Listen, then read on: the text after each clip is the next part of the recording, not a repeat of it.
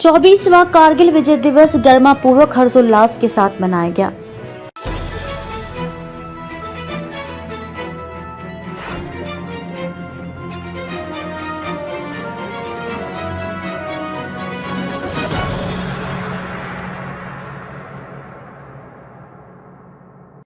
नमस्कार, मैं अंजना शर्मा और आप देख रहे हैं बेगूसराय न्यूज प्लेटफॉर्म। आइए शुरुआत करते हैं आज की खास खबर से। 30 जुलाई 2023 को अखिल भारतीय पूर्व सैनिक सेवा परिषद जिला रीवा इकाई द्वारा 24वां कारगिल विजय दिवस अमरदीप मैरिज गार्डन में मनाया गया। कार्यक्रम के मुख्य अतिथि रीवा विधायक राजेंद्र शुक्ल जी रहे। अध्यक्षता पूर्व विधायक लक्ष्मण तिवारी जी ने की। विशिष्ट अतिथि राष्ट्रीय सचिव सार्जेंट रमेश पांडे, जिला सीधी अध्यक्ष कैप्टन वीरेंद्र सिंह, जिला उपाध्यक्ष व पार्षद कैप्टन RS नापिक, जिला महासचिव captain BG Sharma, SDM Majhgawan Jitendra Verma ji उपस्थित रहे। मुख्य अतिथि ने अपने उद्बोधन में कहा कि राष्ट्र को समर्पित सेना ने साहस पराक्रम दिखाया, तभी आज हम सभी चैन की नींद सो रहे हैं और आज हम उत्साह के साथ विजय दिवस मना पा रहे हैं। शहीदों का स्मारक जिले में बनवाने का हर संभव कोशिश करूंगा। विशिष्ट अतिथि के रूप में राष्ट्रीय सचिव ने बताया कि राष्ट्र प्रथम का उद्देश्य लेकर संगठन कार्य कर रहा है और भारत सरकार का मान्यता प्राप्त संगठन है। संगठन वीर नारियों और पूर्व सैनिकों के कल्याण के लिए समर्पित है। अध्यक्षीय उद्बोधन में तिवारी जी ने कहा कि सैनिकों के स्मारक की बात है एवं सैनिक आयोग का गठन होना चाहिए और शहीद स्मारक बनना चाहिए। स्वागत उद्बोधन कैप्टन BG शर्मा ने दिया। आभार कैप्टन RS नापित ने किया। उनकी हुई गौ माताएं ये चलती फिरती देवियां हैं, ये कोई जानवर थोड़ी है। 33 करोड़ देवी देवता जिसके शरीर में वास करते हो और कोई को भरोसा ना हो तो इससे समझ ले कि कौन सा ऐसा प्राणी है इस धरती पर जिसका मल मूत्र पूजा में उपयोग होता है। बाकी प्राणियों के तो मल मूत्र को देख के लोग दूर भागते हैं। अकेले गौ माता है, गोवंश है, जिसके मल मूत्र को लेके हम पूजा में रखते हैं। इससे बड़ा प्रमाण और कुछ हो सकता है क्या? उसकी शुद्धता का, उसके ईश्वरत्व का इससे बड़ा प्रमाण और क्या हो सकता है? और जिसके उत्पाद से दुनिया भर के चीजें बनती हैं। गोबर के पेंट की बात कहा आपने, फिनाइल की जगह गोनाइल की बात कहा आपने। खैर, गोबर की खाद से यदि हम खेती कर दें तो तमाम तरह की जो अनाज उससे पैदा होगा उससे हम सबका स्वास्थ्य बेहतर होगा। और इसलिए हमने पहले लक्ष्मण बाग में 600-700 बेसारा से बढ़िया गोवंश वन विहार यदि कहीं बना है तो बसामन मामा में गोवंश वन विहार बना है। और उनको मालूम है कि समस्या के समाधान के लिए इस प्रकार से रीवा में काम हुआ है। कई बैठकों में उन्होंने कहा, एक सरकार ने बनाया सुसनेर में, शाजापुर जिले में, उन्होंने कहा तुम लोगों का इतना सफल नहीं है, सबसे अच्छा मॉडल रीवा के गोवंश वन विहार में है, बसामन मामा में, उसको जाके देखो और उसको हर जगह बनाने का काम करो। तो इसलिए मैं उनसे कहूँगा कि गौों को या तो जो छोड़ दी गई हैं उनको हम पाले, जब तक उनका जीवन है, उनको भोजन पानी छाया दे दे जिससे कि पीढ़ियां तर जाएं, हमारे दुख और कष्ट दूर हो, बीमारी दूर हो। और यदि ऐसा हम व्यापक स्तर पर नहीं कर सकते तो हम गोबर ही खरीदना शुरू कर दें, जैसा आपने कहा। बहुत अच्छा सुझाव है, मैं आपका अभिनंदन करता हूँ तिवारी जी।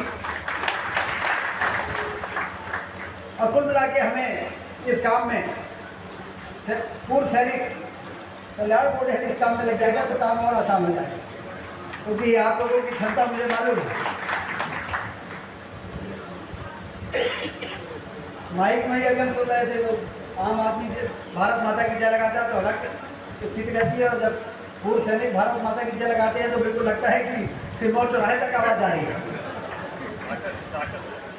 ऐसे थोड़े मिलिट्री में शामिल हो गए हो, दम है, दमदारी है, तब तो मिलिट्री ऐसे थोड़ी सब कुछ ले लेता है। जिसके अंदर शारीरिक सौष्ठव होता है, बल होता है, ऐसे लोग ही मिलिट्री में शामिल होते हैं। तो ऐसा थोड़ी है कि आप रिटायरमेंट ले लिए हैं तो अब आपका सदुपयोग इस प्रकार के कामों में यदि होगा तो समाज का भला होगा। तमाम व्यवस्थाएं तभी चल पाती हैं जब सीमाओं पे हमारे जवान कड़ाके की ठंड में या गर्मी में सीमाओं में अपनी छाती अड़ाकर विरोधियों के छक्के छुड़ाने का काम करते हैं। उस समय मैं देख रहा हूं कि हमारे सेना का मनोबल बहुत बढ़ा हुआ है। जब से सर्जिकल स्ट्राइक हुई है जब से एरियल स्ट्राइक हुई है, अब नहीं तो युद्ध जीतने के बाद भी सीज फायर का आदेश जारी हो जाता था और लोगों को लगता था कि जीतने के बाद भी लगता है हम टेबल पे हार गए। लेकिन अब हमारे सेना के नौजवानों का मनोबल ऊंचा है।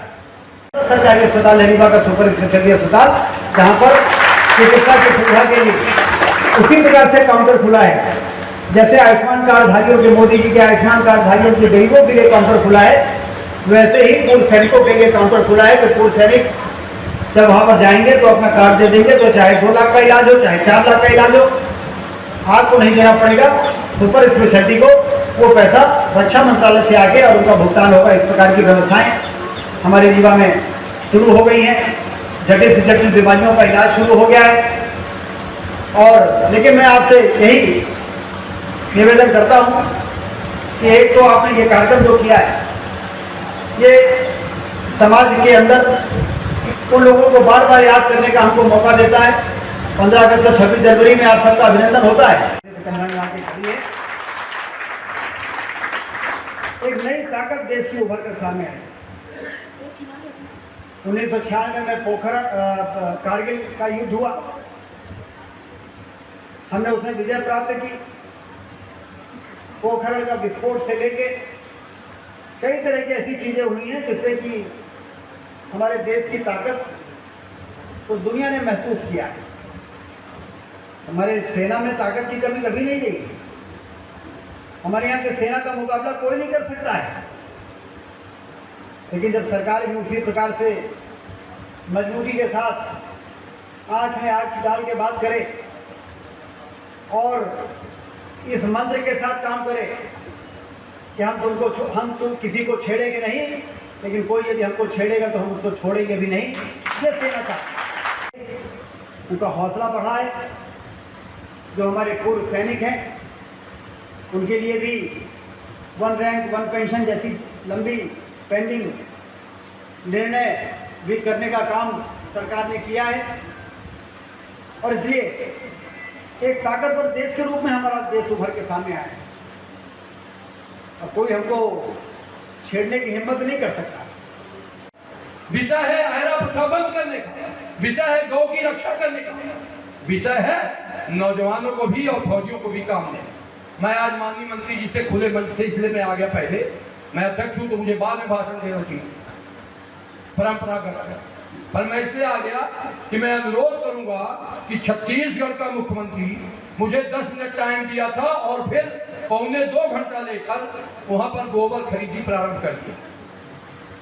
गोबर खरीदी हो रही। यहाँ भी अगर गोबर खरीदी शुरू हो जाए और लोग गौ रक्षा करने लगे, गौ माता की रक्षा भारतीय जनता पार्टी का एक मिशन है, अगर करने लगे तो गाय गोरू वगैरह यहाँ से अब मैं रोज जाता हूँ, रोज रात को लौटता हूँ, गाड़ी भी नहीं है।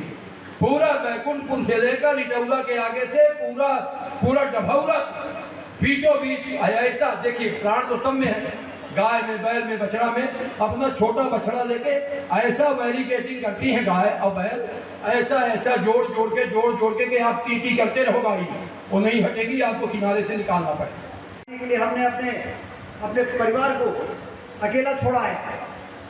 हमारे परिवार की देखभाल कैसी हो रही है, क्या उनका सम्मान किया जा रहा है, और हमारे देश की रक्षा के लिए क्या क्या प्रयास हो रहे हैं। उनकी आत्मा तृप्त हो जाती है जब वो ऊपर से देखते होंगे जब देश को छेड़ने की हिम्मत कोई नहीं कर पा रहा है। उनकी आत्मा तृप्त हो जाती होगी जब उनकी माँ को, उनकी बहन को, उनकी पत्नी को हम लोग सम्मानित करते हैं। ये अब हमारा दायित्व है।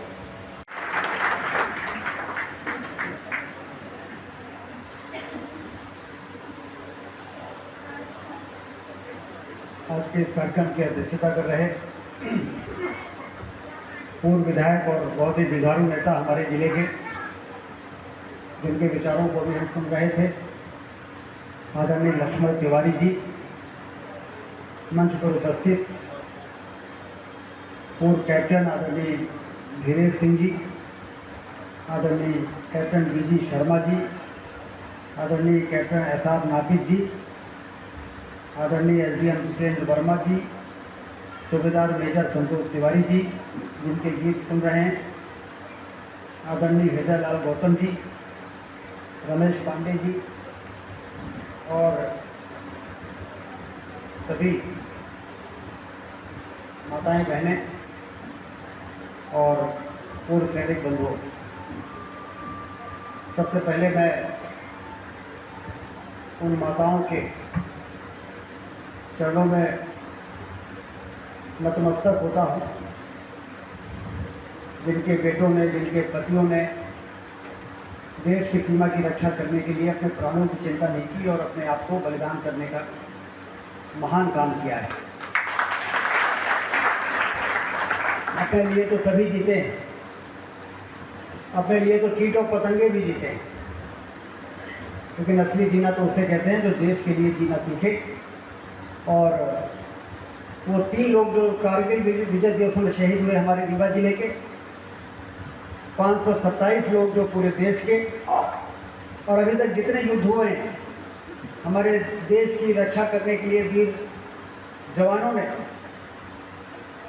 उसमें से हमारे रीवा जिले के अकेले रीवा जिले से 36 ऐसे वीर रहे हैं जिन्होंने शहादत दी है। ऐसे लोगों को जब हम याद करते हैं तो हमें अपने जिम्मेदारी का एहसास होता है।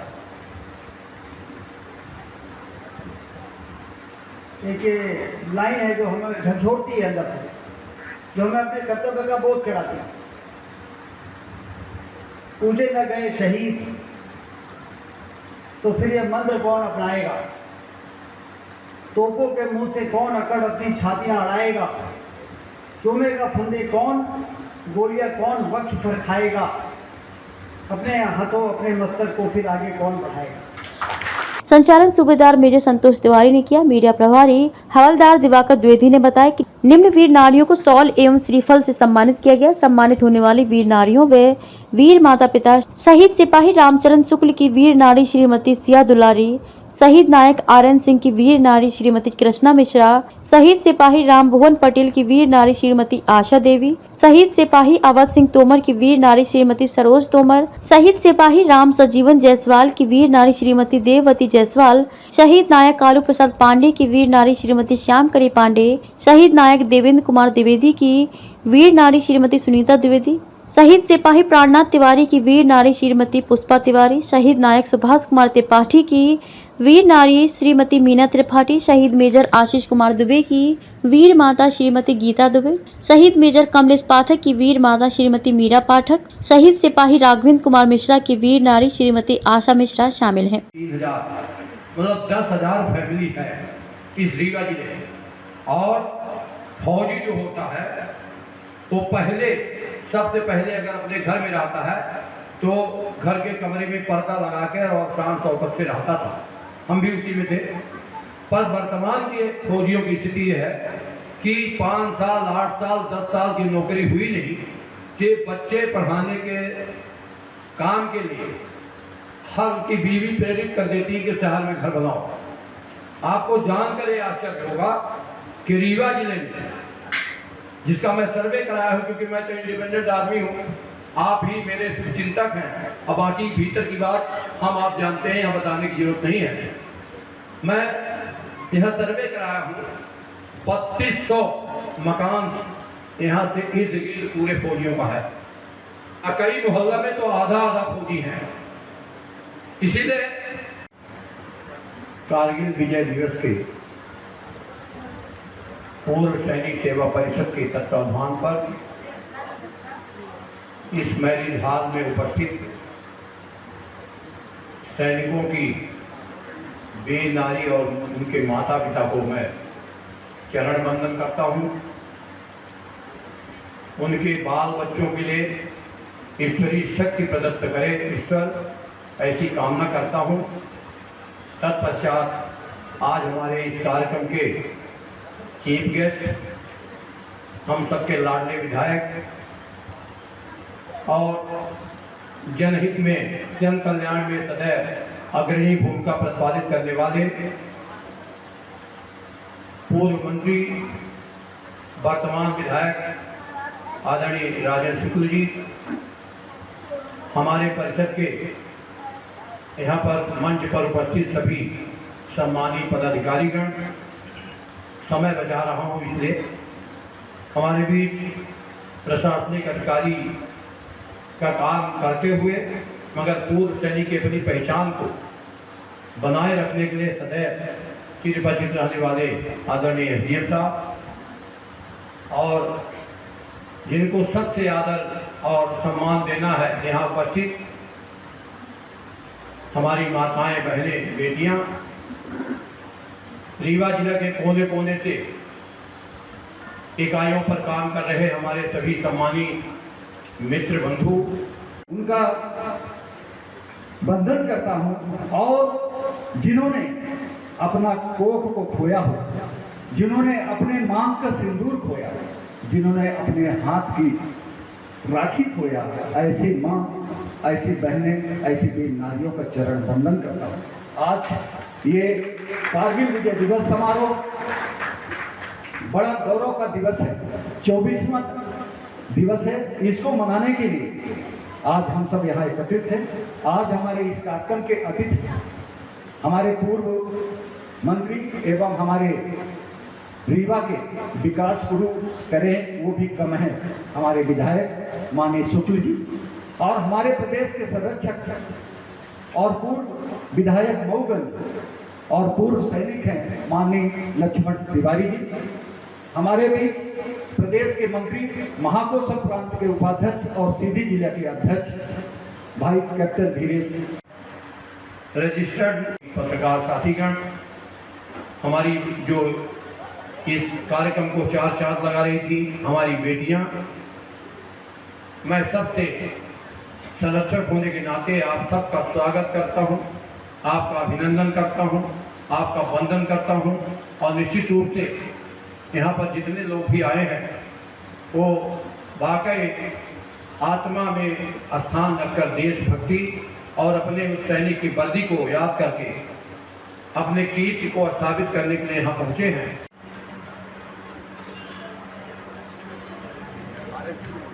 कार्यक्रम की अगली कड़ी में सुबेदार मेजर राजेंद्र सिंह से अनुरोध करूंगा कि वो आकर के हमारे और जो भी है या चोरी छुपे जो काम किया उन्होंने, उस कड़ी में विषम परिस्थिति यह हो जाती कि हमारी जमीन है, हमारी जमीन में युद्ध को कैसे ये विजय श्री प्राप्त के लिए कार्रवाई की जाए। हमारे वीर सैनिकों ने जैसे जो हमारी यूनिटों का जिम्मेवारी मिली थी, उस समय है हमारी राजपूताना राइफल का और राजपूत बटालियन का, जो शुरू में ऊंचे पहाड़ी में बैठे हुए दुश्मन और नीचे से इतनी खड़ी चढ़ाई में जाना हमारे सैनिकों के लिए बहुत दुर्लभ कठिन था। तो ये उसमें से हमारे तकरीबन 527 सैनिक वीर गति को प्राप्त हुए। जब ये पता चला कि हमारी इसमें भारी नुकसान हो सकती है, तो हमारा जो प्रशासन था उस समय माननीय श्री अटल बिहारी वाजपेयी प्रधानमंत्री थे, आप सबको मालूम है, उन्होंने अपना इसमें उचित समय का ध्यान देते हुए उन्होंने अपनी जो लड़ाकू हवाई जहाज हैं उनके लिए उन्होंने बोला इनके ऊपर जब तक एयर स्ट्राइक नहीं होगा तब तक ये पहाड़ी में बैठे हुए दुश्मन की सेना हमारे सेना को बहुत नुकसान पहुंचा सकती है। उस कड़ी में जब हमारे एयरफील्ड से जब हवाई जहाज स्ट्राइक किया और उनको कुछ ही दिनों में नष्ट कर दिया, ताकि वो विचलित हो गए और वो कुछ जो बचे वो पीछे की पहाड़ियों से नीचे उतर के भागना शुरू किया। तब हमारी सेना उस जाकर के उन पहाड़ियों में, दुर्गम पहाड़ियों में जाकर के अपना पोजीशन लिया और विजय सिंह को प्राप्त किया, जो आप सबको मालूम है। उसमें आप सभी भागीदारी में रहे होंगे। जो पहले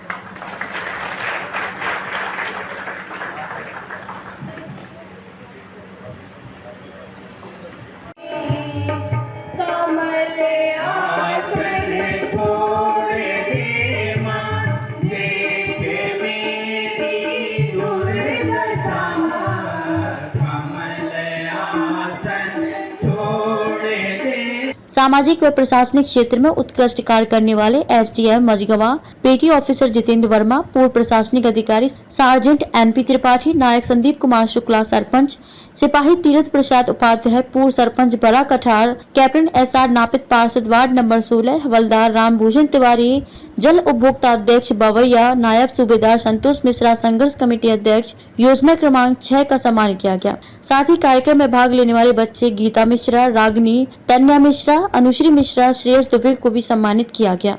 मध्य प्रदेश से बेगूसराय न्यूज प्लेटफॉर्म के लिए प्रदीप कुमार तिवारी की रिपोर्ट। खबरों में अब तक के लिए बस इतना ही। फिर होगी आपसे मुलाकात ऐसी एक खास खबर के साथ। तब तक के लिए नमस्कार और देखते रहिए बेगूसराय न्यूज प्लेटफॉर्म।